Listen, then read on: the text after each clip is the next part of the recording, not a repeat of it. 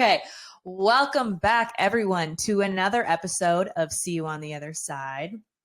I am here with Meg. I don't know what that beep was. I don't either. Okay, whatever. We're just going to go with it.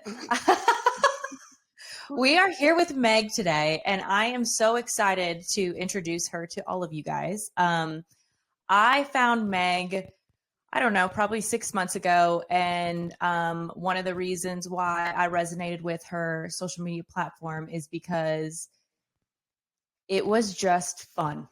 Like your page brings so much joy and positivity and laughter. And like I really resonated with it and related to it. And so hello, Meg. Hello. We are so happy to have you on here. But like I said, like all of your social media is so very free-spirited and upbeat and positive, and there's I feel like a lot of laughter and joy. And can you kind of share with the listeners like a little bit about you and like your journey? Yeah. So I'm a Gemini, and I feel like Gemini gets a really bad rap. They do. On any astrology page, because on the surface level, people see twins and they're immediately like, kind of, they go into like mean girl programming of like, oh, well, that must mean two-faced or flaky. And so a lot of people just quickly interpret Gemini as like two-faced, when in actuality, Gemini is like the representation of dualism. And so we can move like very quickly, and we're air too. So it's like we move very quickly between this duality. And so I really feel like I came to this earth to be a representation of versatility and duality.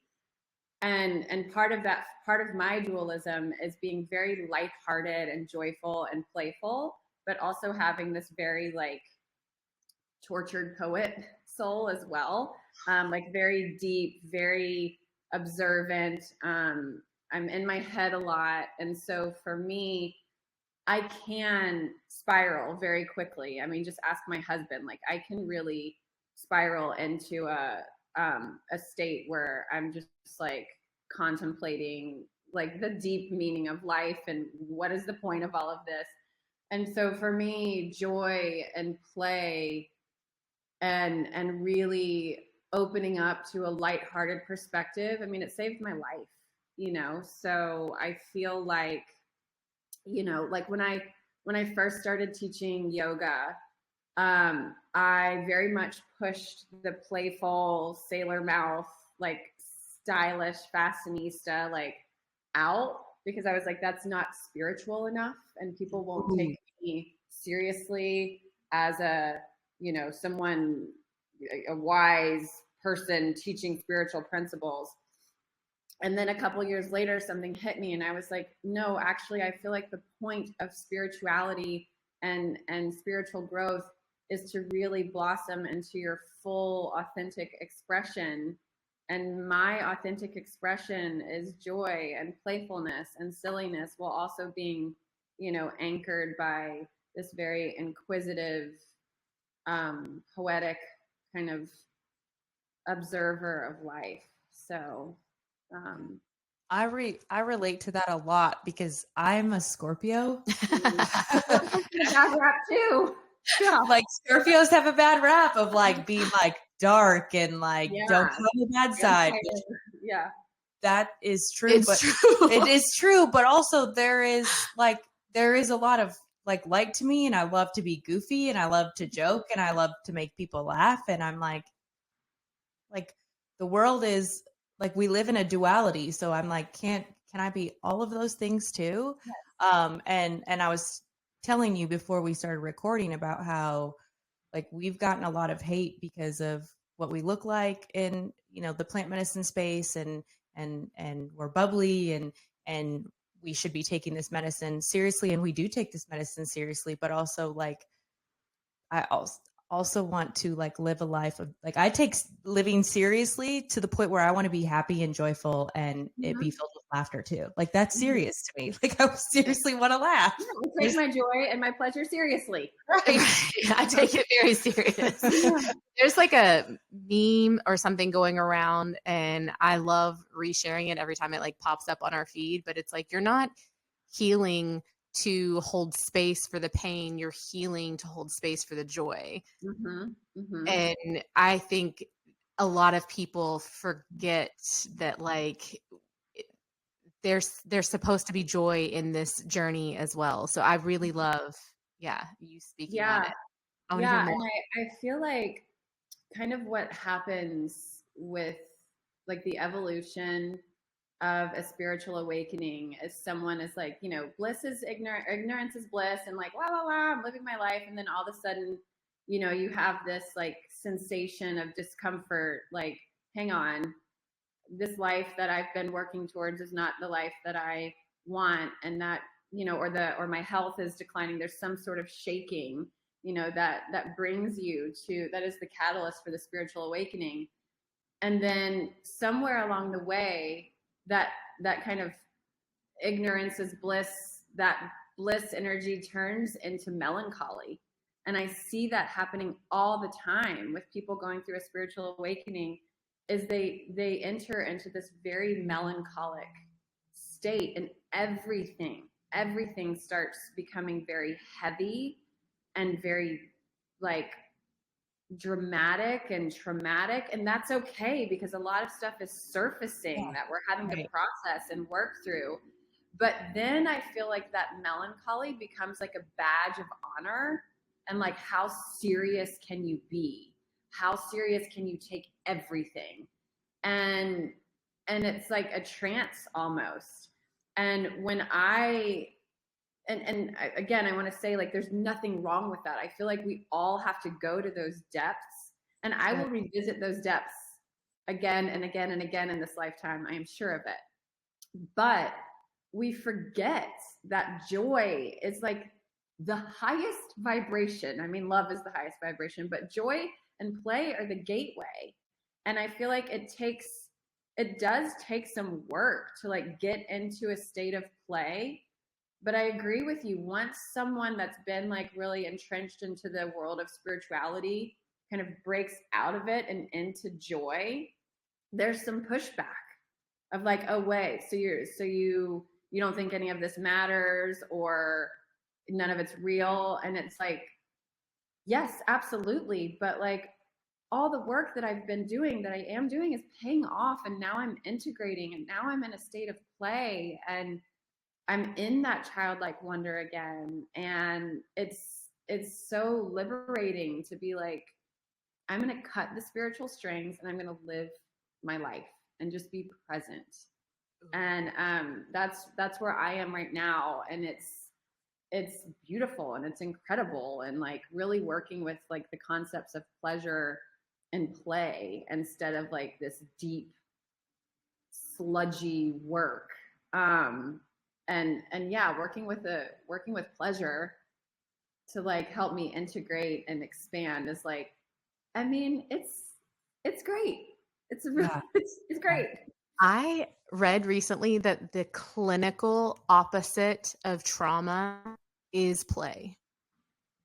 Oh, yeah. Really? It was one of like the many rabbit holes I go down, but I was like, oh my God, that's why I think after you go through that like dark thing, those things feel so much better. Like, because I think it's literally healing your brain composition. Like, it is healing the parts of you that like changed through the traumatic events, like that play. Now, this is where I am probably going to get uncomfortable in this podcast, because you talk about pleasure a lot, and Christine and I have mentioned this before. Like, I'm not there. And I'm not as into my sexuality. It has been a journey for me to like really dig into those parts of myself. There's a lot of shame around that. I grew up in a very religious household with a sex addict father. So like I have a lot of deep shit. And I was watching some of your stuff and talking about like the sexual energy. Mhm. I need to know how to do that and how to tap into that. And where does one start with like realizing that pleasure and play and all of these things that we thought were taboo are actually really, really healing? Not there. It's our power. It's our power source. And I want to throw one on you. So I, in my research, came across something like the clinical opposite of pleasure. We've been conditioned to think that it's pain, right? But pleasure and pain are kind of on the same spectrum. But actually, the absence or not having the capacity to come into pleasure is powerlessness. Oh, What? Mm-hmm. So I want you to think about this, and you don't have to answer, but just think about it.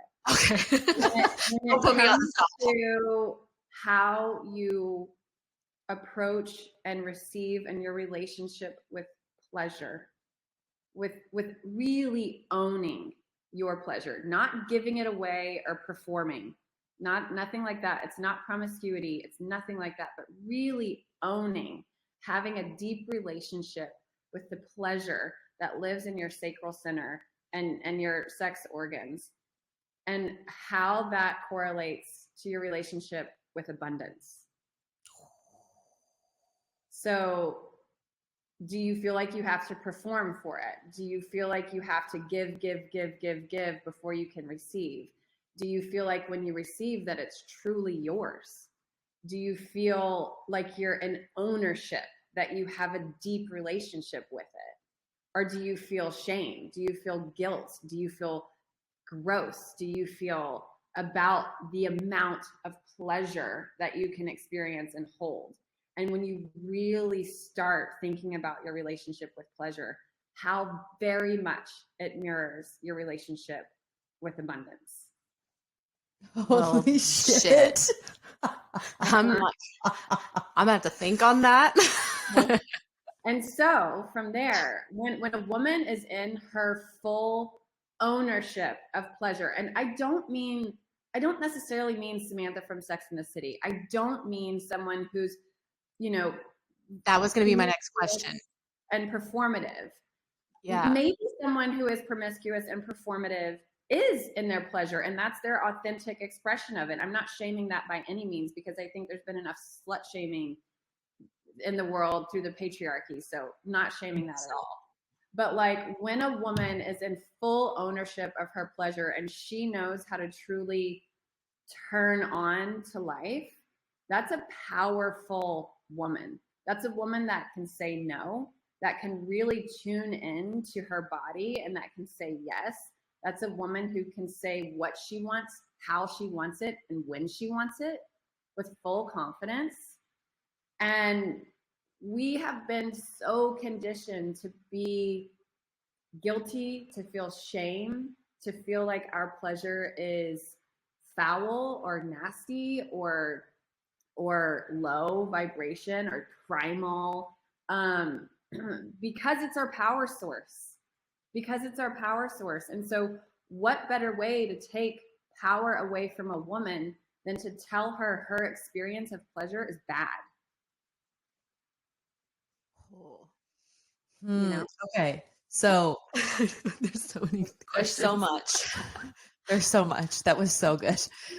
Can you share like an example from you of how you tapped into that? Yes, I sure can. Because I think so many women struggle with that. Yeah. And so many women are uncomfortable. I'm not going to rat you out. You can rat me out. I'm going to rat you out a little bit. Even if I talk about pleasure with Leah, she gets very uncomfortable me just sharing it. Yeah. And I shut it down. No, but she's visibly like I get red. Oh, look at you.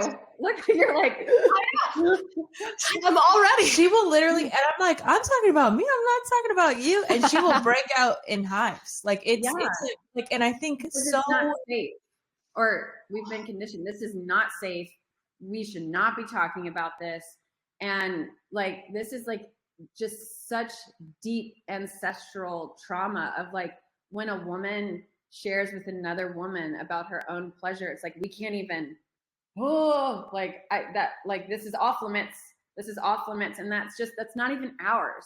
That's like handed down through the ages. Mm-hmm. So one of my big things was, I never self-pleasured. And I don't use the word masturbation because that actually, its roots and etymology means to pollute with the hand. Yeah.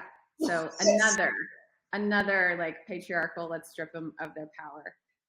So I don't use that word. I'm taking that word out of my vocabulary. Yeah. So I use the word self-pleasure. So my whole life, like I didn't engage in self-pleasure. I was like, my arms are too long, like my anatomy's not right.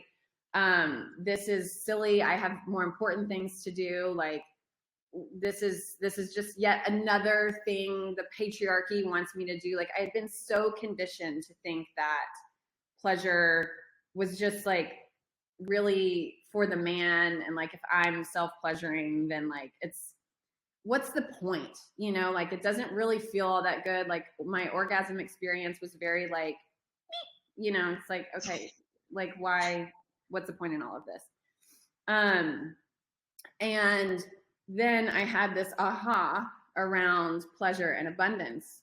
And so I have this birthmark on my lip, and I've had a lot of surgeries on it. So it looks a lot smaller than what it was when I grew up with. I stopped getting surgeries on it because I'm finally in full self-acceptance with it. But it conditioned in me a belief that I was just inherently flawed, that like I was just not right somehow. And so I always was living this life of like seeing people at the table, seeing people online, and like they have something that I don't have. Like they have it figured out, and I will never figure it out because there's something broken inside of me. And so I felt like in order to really come into abundance, I had to like act like everyone else that was doing it, like the yoga teacher, you know, let me put on my serious spiritual hat, or like online entrepreneur, let me do like this. And you know, and so like really coming into this like, oh shit, like the way I approach pleasure is the way I approach abundance. And right now, I don't even feel capable of creating pleasure within my own body without the help of a partner. And even then, I'm not really enjoying it. So I like committed to myself to go on a journey of self-pleasure, and started telling myself, like, you're not broken. Your arms are the perfect length, Megan. Like you can reach there. And then like really started thinking like, how can I use my breath? How can I be very present with this? How can I stop like going through the grocery list or thinking that this isn't important, and really, really cultivate a relationship with my own pleasure? And so, I mean, started creating like, instead of meditation, I'm going to have self-pleasure moments, and like really, really creating a practice around it until it felt safe. And now it feels very safe and real good. And I found like all the different, like, what do I like? I like listening to like erotic stories, and I like listening to like tantric music, or to like music that has like moaning and stuff in the background, you know, and like really finding like what supports me and my pleasure, and what toys and what like lubes, and you know, like how do I even like to dress when I come into a practice of self-pleasure? Oh, I like silk, and I like satin, and I like really pretty colors, and really cultivating this relationship with my own pleasure. It took me into a space of feeling like I actually have the power to do whatever I want. And I'm going to tell you a little story. It's a little TMI, but I do not care. Please go on. I'm going to get vibes over here. No big deal. So this was kind of like in the middle of like really coming into my own pleasure. And I was in an airport and I was reading a book. Oh, another thing is I switched from self-development to like erotic fiction. Instead of like reading about pleasure, I was like, give me some smut. And like that really, I mean, it helps, you know? It helps you to become comfortable with it. And so anyway, I was in the airport reading a book, an erotic book. And I got so turned on that I was like, I feel like I'm going to explode if I don't like take care of myself. And so I went into the airport bathroom and like had myself a little pleasure moment, and then was walking around the airport like, you know that Bee Gees song, like, ah, ah, ah, ah. Yeah. That's how I was like walking around like, fuck yeah. like I am so in charge of my pleasure, and I don't need anybody else. I can have other people, like I can invite my husband into like my pleasure practice, and that's amazing and beautiful. And I love when we create pleasure and love together. But like I can fully take care of myself. And so like coming into this like very empowered relationship with my pleasure, it's like I want to walk around and be like, oh my God, I'm magic and you're magic and you don't need anything. You don't need anything. And it's just like, and you're not broken. Right. And you're not broken. Your arms aren't too long. So That yeah, is incredible. It's incredible. And then I want to share with you, because this is a really powerful tool that I came up with for my husband and I. So when I started on this pleasure journey, up until that point, you know, sex to me felt very for the man, very, I wasn't receiving a lot of pleasure out of it. It was like very end goal, sex equals penetration. Like, let's hurry this up. I have other things to do. I want to go to sleep. I'm tired. Like, pleasure was not a priority at all. Was it like a transaction? Huh? Like transactional in a Yeah. way? Yeah. And, you know, my husband and I have like typically a very like loving, kind-hearted, you know, relationship. So, but I always kind of felt like I'm just a hole, you know, like I'm not, this isn't for me at all. And that's not the type of life I want to live. Like I want to have a like intimate relationship with my husband, with my partner, that's like life-giving, that's like exuberant and exhilarating and like deep, passionate pleasure that is fulfilling to me too.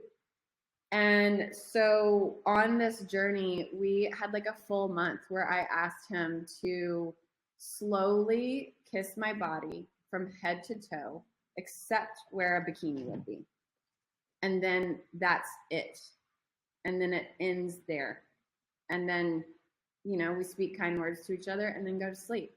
And I was like, I need this to reprogram that I am safe to receive without performing, without giving back, without expectations, and without it having to be hypersexual. To receive this like deep, tender TLC to help my brain rewire to feel safe. And that was like game changing. And he was on board, you know, because I was like, here's where I want it to go. This is like, I truly desire us to have a passionate, pleasure-filled sexual life that then, now I know, bleeds out into the whole rest of your relationship. And so he was on board because our sex life was suffering. I mean, we've been married for 17 years. Like it was not fun for him either, you know. Mm-hmm. But this practice was the start of him and I really recalibrating and redefining what pleasure looks like and how we can create it for each other. And I mean, it's been life changing. So Homework. Yeah. Yeah. I'm glad you said all of that, because I feel like when there is a woman who like owns her sexuality, men and women automatically assume, okay, so she's like a slut. Mhm. She's like, you know, Mhm. Samantha from Sex and the City. Mhm. Like, she does not have respect for her body. Or also, like, if you talk about it, it makes people really uncomfortable. So was that hard for you to show up on social media and talk openly about it? Did it So take some work? I kind of, but I started it out as a sexy challenge. I saw And that. yeah, I was like, I'm going to share just like little tips and tools to like help you feel more confident and like pleasure in your life. But I wasn't speaking of pleasure from like an erotic sexual pleasure stance, just kind of like pleasure, like yay, like gratitude almost, Yeah. you know? And then Instagram started censoring me for even using the word sexy or sensual. In fact, Interesting. you can't even use the hashtags sexy, sensual, or pleasure. They're blocked. Wow. And because I was using those words in my like actual reel, like in the text in the reel and then in the captions, Instagram blocked all of my stuff from being seen by non-followers. And that really triggered something into me like, hold up, like all I'm trying to do is teach women how to feel more confident, and I'm being blocked. Like this is there's something here.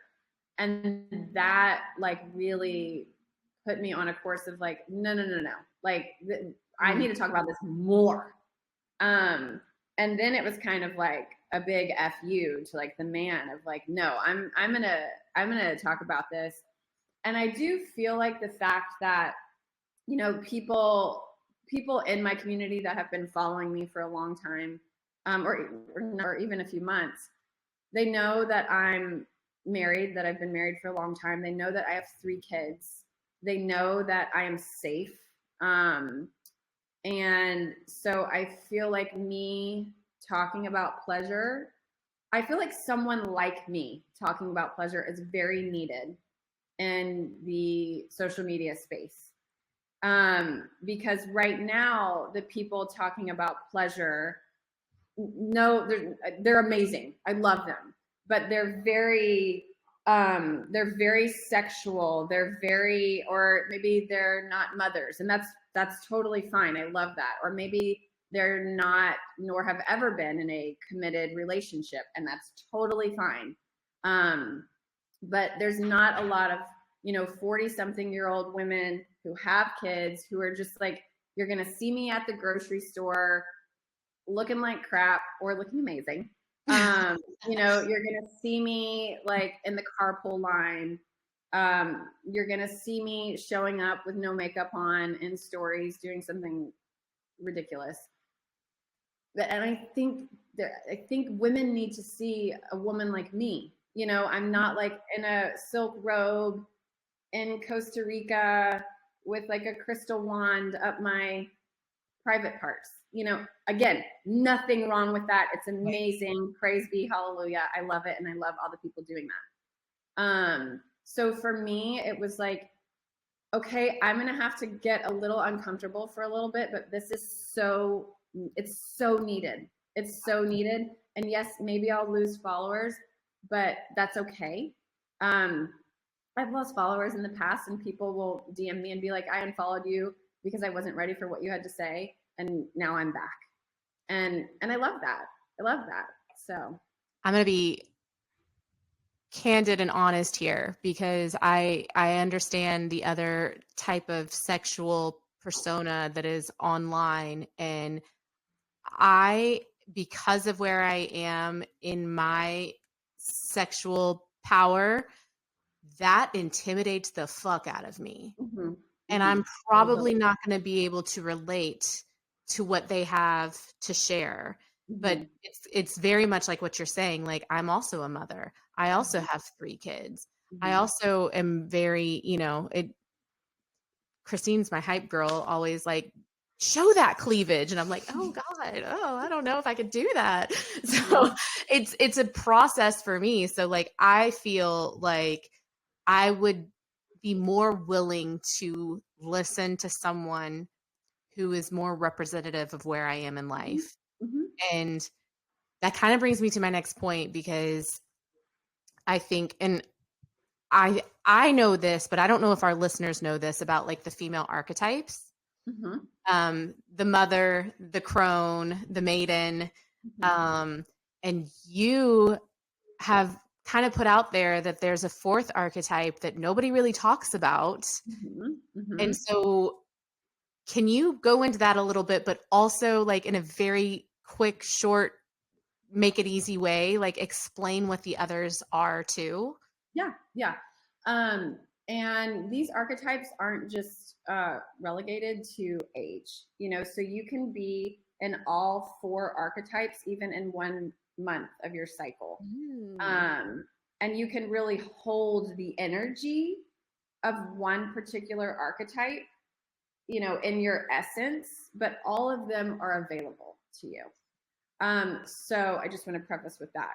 So the maiden archetype is, this kind of innocent, childlike wonder. It is in a state of play. It is like vivacious and energetic, very curious, but also can be very gullible, very, and what's the word I'm looking for? Like naive, and then like very open to, oh, well, she said it's like this, so therefore that's the truth. Impressionable. There we go.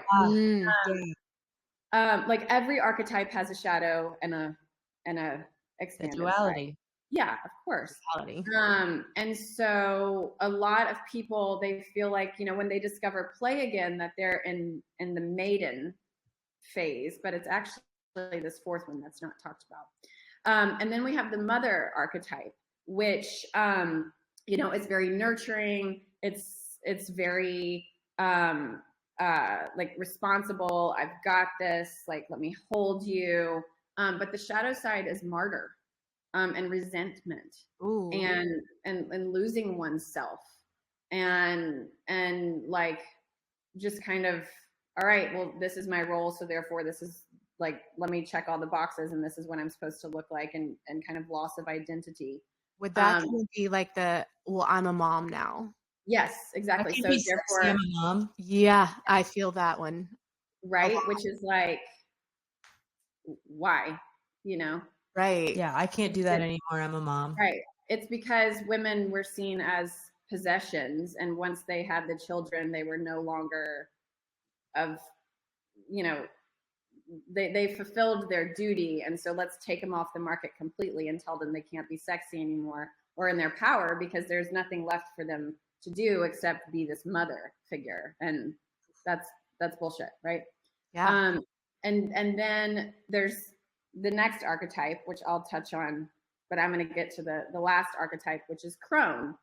And so in our society, because of this conversation and these 3, more well-known archetypes, we feel like, well, there's mother, and then there's nothing in between, and then I go to crone, which is the matriarch. It's the like very grounded, I got this, like, but the expanded side of the crone is like, I think of Diane von Furstenberg, like, I am in my power. I don't give a fuck. I have nothing to prove to you, and I'm living my best life. Like, remember Iris Apfel? Like, she, this just like very authentic, just wise woman. But the shadow side of crone can be like very, they're holding the line of oppression and making sure everyone else is going to be like, a lot of the like grandmas on sitcoms, and they're just like, holding down the fort and making sure all these rules are kept in place, but they really don't know. They're just reinforcing and oppressive. They're just carrying it out. I think of the movie Encanto. Yeah. Yeah. I don't know Yeah. why, but I immediately Yeah. like went to like the grandma, because it is Yeah. like she's the wise one. She like Mhm. she's the one who started the powers and all of that. But Yeah. And so she's the wise one, but is her wisdom actually for the expansion, or is it oppressive? right, it's Because oppressive. because she was the maiden once, and okay, I will accept what I hear as truth, and then I'm just going to carry it out through the rest of my life because I never thought critically and I never connected to my pleasure. Oh shit. Yeah. So, and the thing is, we can be in shadow and expansion at the same time, so we can have, it's not just one or the other. But this fourth archetype that we don't talk about as much because it is dangerous to a society that really depends on the oppression of women. And that's the wild woman archetype. And it's between the mother and the crone. And a lot of women, regardless if you have human children or not, you don't have to have human children to be a mother archetype by any means. In fact, there's a lot of children whose mothers may still be stuck in maiden that had to assume the role of the mother archetype at a very young age and never really got to experience the maiden archetype. And they're staying in that role of mother archetype because they didn't really ever have the freedom to play and to, eyes wide open, and they had to like get to work, pretty early. But the wise woman or the wild woman archetype is, it kind of takes the playful, joyful expression of the maiden, combines it with like that nurturing energy of the mother, and then this like, hang on, like I'm allowed to like really enjoy my life and think for myself. And I feel like pleasure is a big key to this wild woman essence, and I feel very connected to this essence right now. It's all about too like creative expression. She's painting, she's dancing, and not to be good, not to create good work, but to like fully express herself. And it's kind of messy and wild, and she's doing what she wants and how she wants it. She's not prescribing to someone else's belief system. She's finding what works for her. And I feel like this archetype isn't talked about too much because the patriarchy or the powers that be want us to go from mother to crone. But what about when we're, after we've had, when our kids get a little older, like my youngest is 4 now, like, you want me to stay in this mother archetype until I'm 70? Like, well, I think it's too powerful for the patriarchy. Yeah, it is. For everybody to step into that wild woman role. It is. Yeah. And I mean, it's the woman who doesn't give a fuck. She's not keeping up with the Joneses. She's like living life by her own terms. And that's very dangerous to a society that depends on us playing along, and so I find that there's 3 big pillars that really support this wild woman archetype.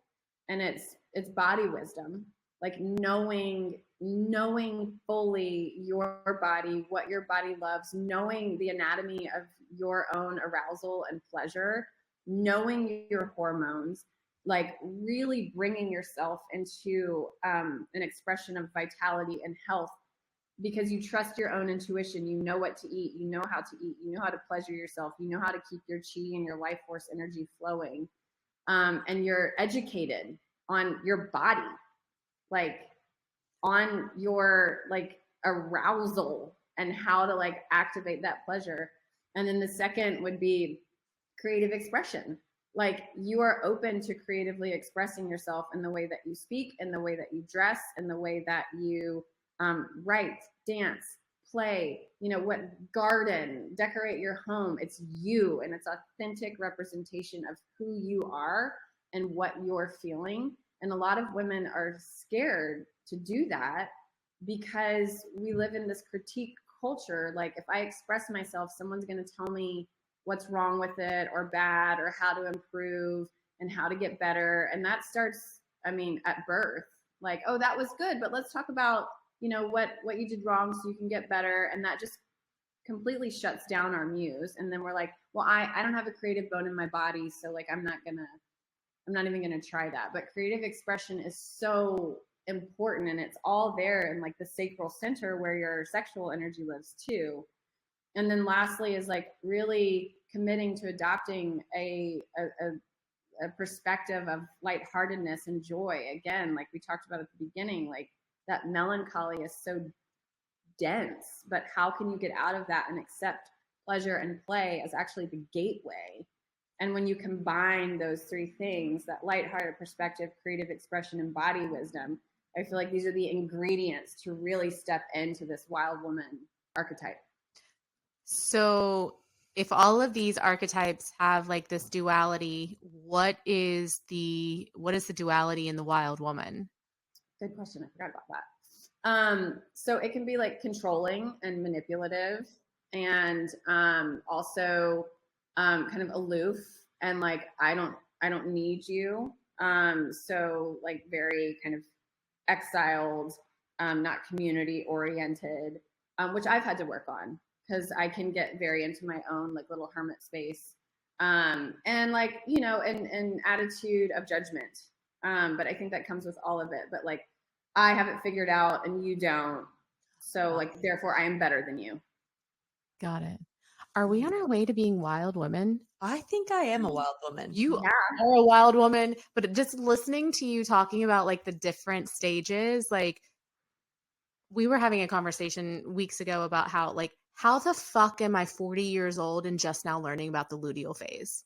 Yeah. Why was this not taught to me when I was a teenager? Why am I learning this now? Like learning how to work with our hormones, like some of the shit that I've read, like most women who are admitted into a psychiatric hospital, it happens during their luteal phase and nobody talks about that. Like, anyway, it just kind of blows my mind that we are not taught about our own bodies and our own hormones. Right. Hormones. So, I mean, learning that now has been kind of a mind fuck. It is. Yeah. And I was feeling so awful, and I had been like on a health journey for years.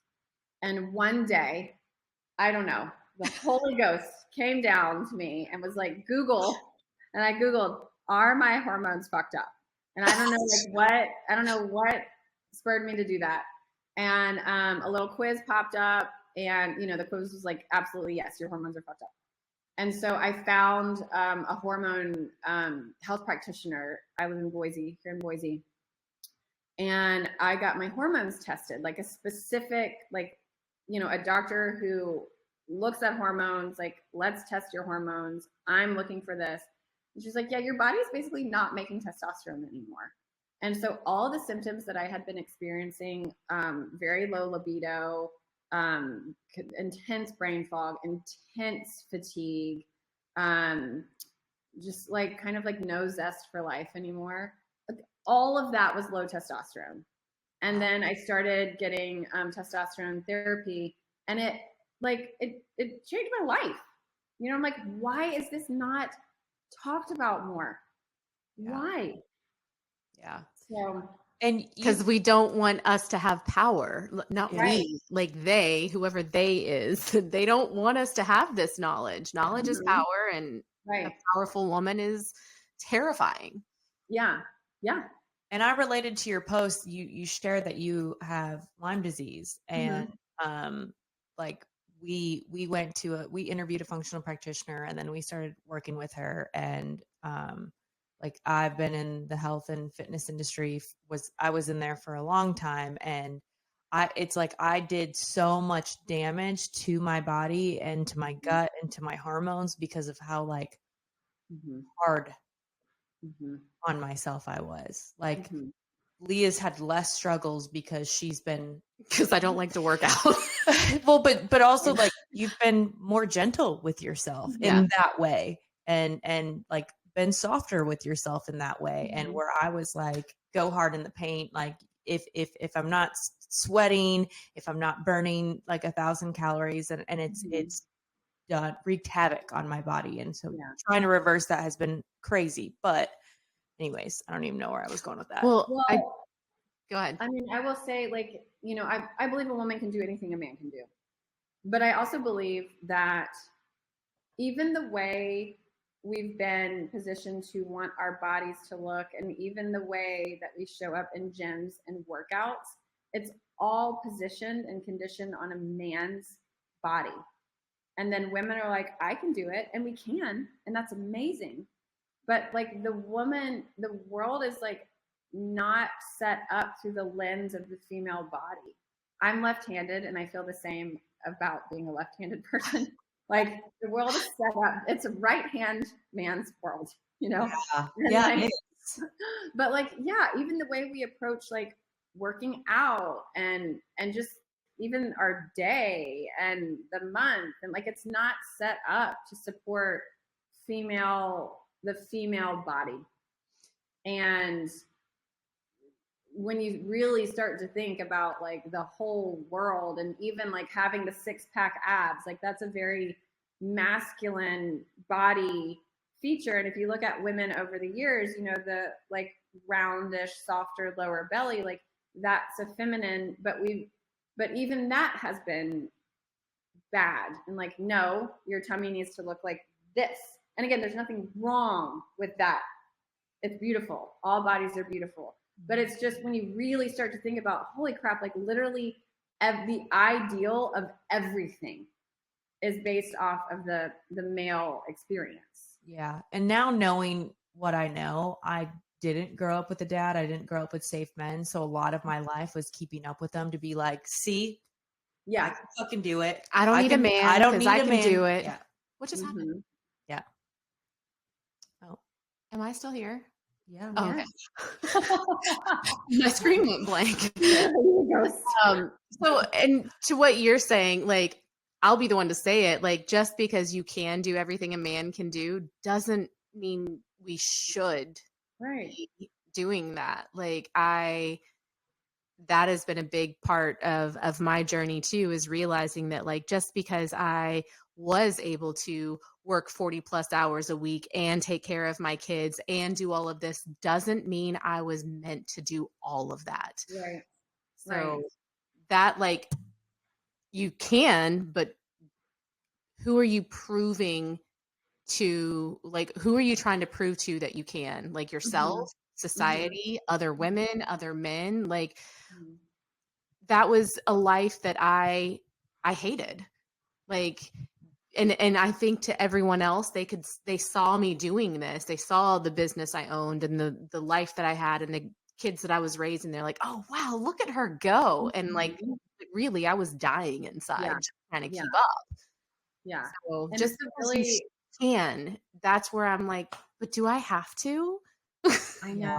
I don't want to. It's a really interesting conversation that I don't have all the answers to for sure, but it is like, there's a meme going around right now that's like, or a reel, and it's like, to all the women who were like, had goals of like being the girl boss, working the 9 to 5, making 6 figures, like who now just want to like stay at home and do nothing. Like how's your life going? And I get it. I also know that like I have this fire inside of me, and being a stay-at-home mom is not fulfilling for me. I know it is for some women, and that's beautiful and it's wonderful.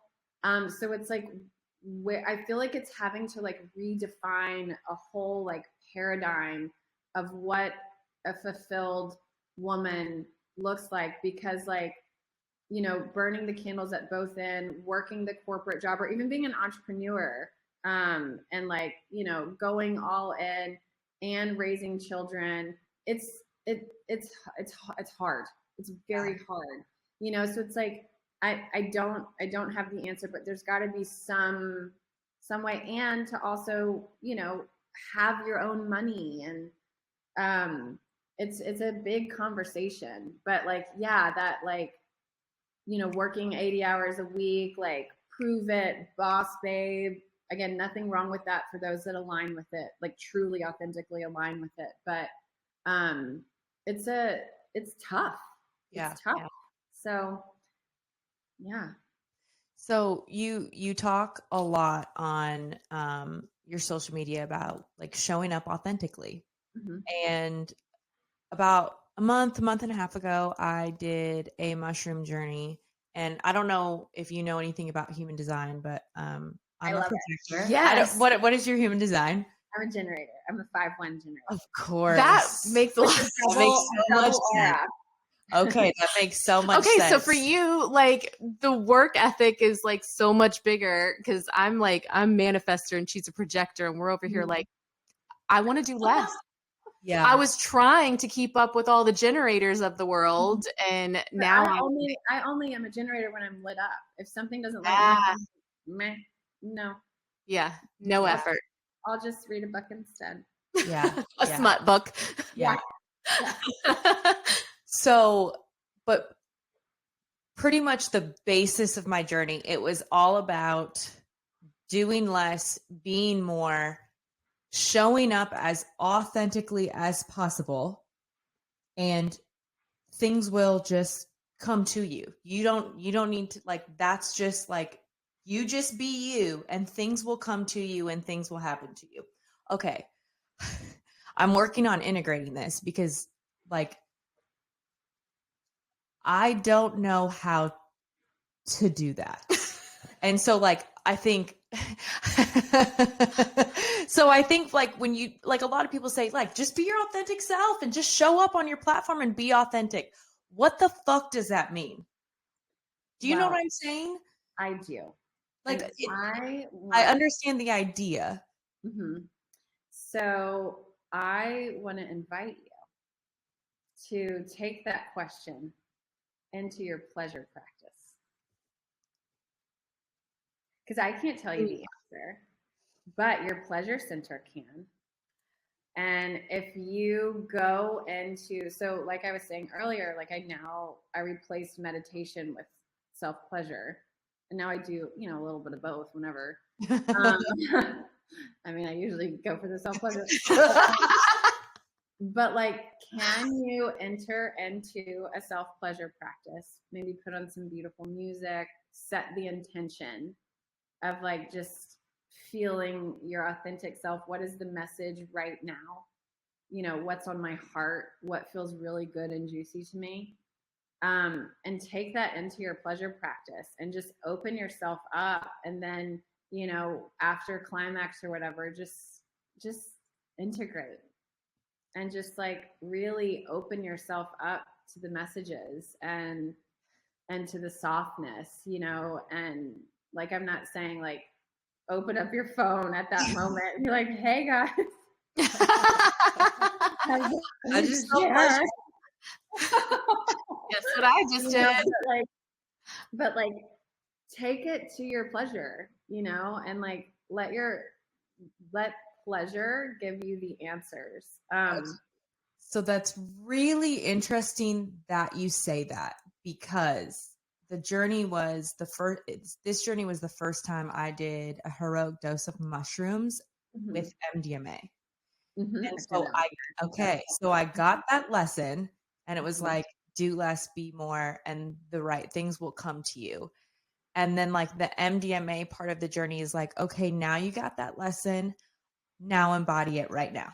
Mm-hmm. And so I had like this whole experience on my bed where, again, I was just like, you're like, I'm amazing. Yeah, like feeling it and feeling myself and like having this intimate experience with myself. Now, it wasn't self pleasure in that way, but it was like I was like, you were loving yourself. I was actually like, okay, this is the lesson. Now you're going to embody it right this very second. And I like had, like, I told Leah, I was like, I felt like I had an exorcism in my bed. I was like rolling around and feeling my hair and touching myself. And I'm like, this is crazy.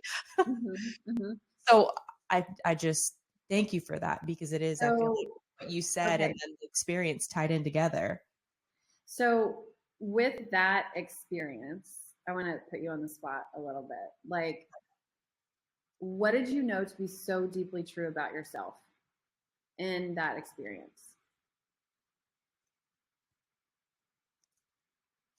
I think that there is this bigness to me, and I have this like very big aura that's, I think I'm like, I feel like uncomfortable like saying nice things about myself. No, you got to own it. I feel like I have this magnetic presence, but I don't know what to do with it. I'm like getting emotional. It's weird. Because when we speak our truth and like emotion is connected to truth, and there's this bigness that wants to come out. So of course, like there's this emotion that's finally being dislodged. So showing up authentically, show up big, show up owning yourself, like own it and show up from that space. You don't have to play like, oh, if I'm like humble and meek and sweet, then maybe people will like me more. Like own it, own the bigness, show up from that bigness. Yeah. And I'm not that in real life. You meet me and you're like, oh yeah, she is big. Mm-hmm. And I feel like I show up like that on the podcast. But then when it comes to actually like showing up on social media, I'm like, I don't feel big anymore. Okay, we'll figure out how to show up big. Yeah. You know, Show yourself. You posted something yesterday and I was like, oh shit, she just got on our stories and talked. And that was huge for you. I know that was big for you. I almost deleted it. So that was showing up authentically. Are we in therapy right now? Yes. Yes, we are. Shit. She literally just got on there and talked freely. It wasn't like a trend. It wasn't like specific. And I was just like, fuck yeah. Because you don't ever do that. You trusted that. Yeah. Like wherever that emotion is coming from right now, like feel it because it's wanting to be expressed, you know, and like showing up in that bigness and also knowing when not to show up, you know, like, that's a big part of me showing up authentically is like, there will be 2 or 3 days where you don't see me at all because, and I know for like, from a business perspective, like that's very bad, but I'm trying to change the paradigm, you know? So if I don't feel like showing up, I'm not. I'm doing other stuff, but like, I'm here to change the paradigm, not to just be consistent for the sake of consistency. And so, but showing up authentically, I think a lot of people think that means like showing up with whatever emotional state you're in and like sharing vulnerably. And that's one piece of it. But showing up truly, deeply, authentically is owning that bigness inside of you and knowing that you don't have to perform, that you don't have to prove anything, you know, that you are enough. And you can be seen owning yourself. Yeah. You know, I guess I think in the places I feel safe, I do show up big. Yeah. But on a public platform, I'm like, I get very insecure. I think I'm going to take this back to you, Meg, being like a hype girl. Like it's part of your bio. Like you are like the biggest hype girl. And I am like witnessing it right now. But what I find this very interesting because you are such a hype girl for everyone else. You've done that for me. Like when I struggled showing up authentically, you were like, oh my God, you're just do it. And you're so good. And you know what you know. And you exude this ball. And then it's hard to watch you struggle with that same thing because you're such a good hype girl. But maybe a hype girl needs another hype girl. Oh yeah. Like it's hard to be your own hype girl. It is. It is. I have plenty of hype girls in my life. Yeah. Okay. I need it. Oh, for sure. Yeah. Yeah. Yeah. I want to give Sorry you you're crying, but I No, love it's this. good. It's really good. Yeah. I want to give you a prayer. So, are you familiar with the author Sue Monk Kidd? No. Oh, I love her books. Not Okay. so much. I'm gonna click that. There's Sorry, she's a fiction writer, novels, and there's this book called The Book of Longings, and it's beautiful. Oh, I love it. But it's a story of a woman who's finding herself in like biblical times. It's not a religious book, but it's set in biblical times. And she's like really learning who she is. And she says this prayer, and it resonated so deeply with me. And again, it's a novel, it's a fiction book, but I read it like 2 or 3 years ago, and I've been using it ever since. And it's just bless the largeness inside of me. Yeah. You need to like write that on your mirror at home. I'm going to. You absolutely should do that. Mhm. Yeah. And when I read that, I was like, oh, well, that was for me, and for you too. And it's like and I feel like that connects to my message of pleasure. Yeah. You know, Sorry, go ahead. we've been so conditioned to keep it small. Our pleasure, our beauty, our expression, to keep it small, to keep it safe, because what if someone makes fun of me? What if someone calls me stupid? What if someone can do it better than me? There's so many reasons. What if I'm cast out? What if I'm judged? Whatever. But like, we're done with that. We're done with that. Look at the world. It's on fucking fire. Women being in their smallness is not the answer. It's not the answer. And so when we can bless the largeness inside of us, when we can own fully our pleasure, to say what we want, how we want it, and when we want it, and to be fully turned on by life, like, this is how we change the world. Yes. Amen. Yeah. And like, man, I needed that. I didn't even know that I needed that. But even you talking about, like, I used to read like self-development books and all of that. And then now I just started like reading some like smut. Mm-hmm. Like, even that little thing resonated with me so much, because I'm like, I feel like I have to like do all of these things to be in this space. Mm-hmm. And sometimes like healing is reading a smut book and like it is, and it's dancing, and like, yeah, and it's wearing a hot outfit and red lipstick and owning your largeness, like, shit. uh-huh. Wow. Okay. It's not putting on the mask of what you think you're supposed to look like. That's showing up inauthentically.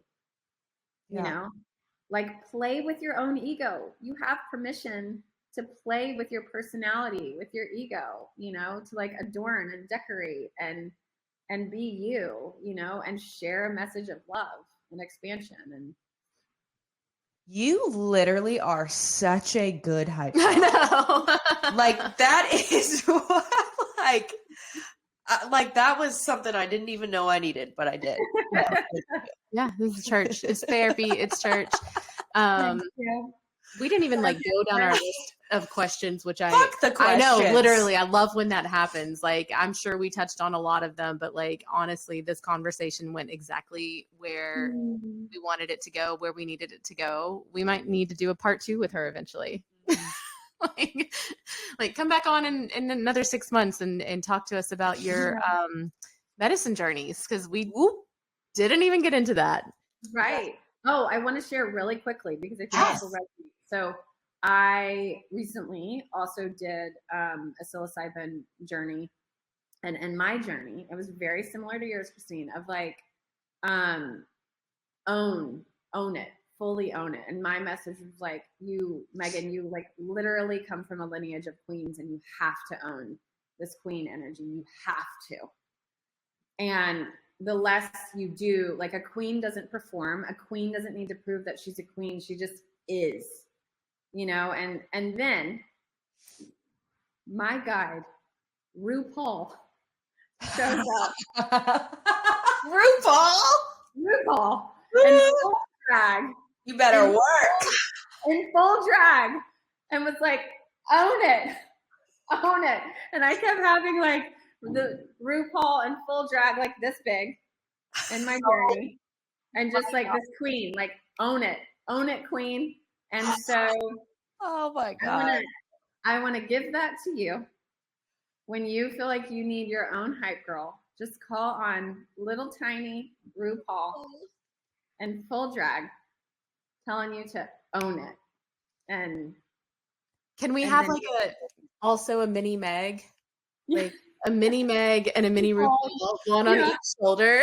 And I'm telling you, like, I found you because I was like, her vibe, I resonate with that, but I don't know how to show up as that. You are that in real life. Like, that's, I think, the thing that I know. You are that. So it's a one of the things that I do when I can feel I'm like getting into that mask performance of inauthenticity. I just fuck it, and then just show up as me, you know. So you have your RuPaul, own it, and then it's just fuck it. Yeah. I'm gonna have you. I'm gonna have RuPaul and then you. I love it. Okay, how can our listeners find you for when they need a hype girl? Yeah, and do you have anything like coming up? Yeah. Like, how can people work with you? Yeah, so I'm going to be launching a group experience soon called Juicy, where we're going to get into those 3 pillars of creative expression, body wisdom, and joyful perspective. And it's like really to help women step into their power. And when I say power, I'm talking about really cultivating that relationship with your pleasure center and becoming like fully turned on and magnetic. So that's going to be happening in the fall. I will be, registration is opening actually today or tomorrow for a couples retreat in Mexico in October. And then I'll have another couples retreat, and there will be someone there as facilitating with psilocybin for one ceremony. And then I've got some women's retreats that are in the works, not announced yet, but they're coming up. But that couples retreat in October is it'll go quick. So okay. Yeah. So get on it, guys. Yeah. But yeah, you can find me on Instagram and then my website, TikTok. I'm a 40-something-year-old woman. I'm learning. I think I've got like 600 followers on TikTok. I'm like, oh yeah, there's that too. So, but you have like 100,000 on Instagram. I know. So I think you're doing pretty good. Yeah. TikTok is weird. So if you find me on TikTok, I'm not as active on there. It's very much an afterthought for me right now. Oh, I also have a free Substack community, so you can sign up for that. My latest issue, we're in July, right?